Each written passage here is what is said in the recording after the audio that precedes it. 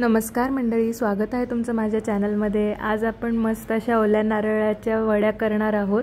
तर मग मी त्याच्यासाठी इथे एक नारळ खोवून घेतलेला आहे पूर्ण विळीनी। 2 मोठी वाटी नारळाचा किस झालेला आहे। तर त्याच्यासाठी आपण प्रमाण घेणार आहोत 1 वाटी साखर, पाव वाटी दूध आणि पाव चमचा इलायची पावडर टाकणार आहोत। गार्निशिंग साठी बदाम आणि पिस्ताचे तुकडे करून घेतलेले आहेत मी आणि 2 चमचे तूप वापरणार आहोत। आता सुरुवातीला मी एका कढईमध्ये 1 चमचा तूप टाकलेला आहे आणि त्याच्यामध्ये किस टाकून परतून घेणार आहे आणि वरतून मग 1 चमचा तूप अजून टाकणार आहे।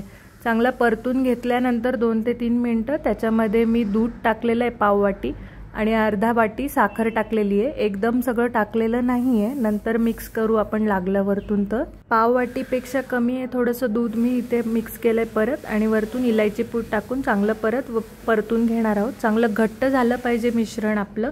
मीडियम फ्लेमवर चांगलं 5 ते 7 मिनिटं परतून घ्यायचं व्यवस्थित आणि घट्ट झाल्यानंतर मग आपण गॅस बंद करणार आहोत आणि आपण वड्या गरम गरमच पाडणार आहोत। तर मग गॅस बंद केल्यावर लगेच एका ताटामध्ये थोडंसं तूप लावून घ्यायचे ताटाला आणि मग त्याच्यामध्ये मिश्रण काढून घ्यायचे। एका वाटीने छान असं पसरवून घेतलेलं आहे सगळं मिश्रण मी इक्वल लेवलला करून घेतलेलं आहे आणि मग नंतर त्याच्या उलटण्याने वड्या पाडलेल्या आहेत। मिश्रण थंड झाल्यावर वड्या पाडायला त्रास होतो, म्हणून गरम असतानाच आपण वड्या पाडून घेणार आहोत आणि मग नंतर थंड करायला ठेवणार आहोत। आणि वरतून छान असं बदाम आणि पिस्ता कट केलेला होता, त्यांनी छान गार्निश करून घेतलेलं आहे। या वड्या थोड्या घट्ट होण्यासाठी आता मी हे फ्रीजमध्ये ठेवणार 1 तास ते 2 तास।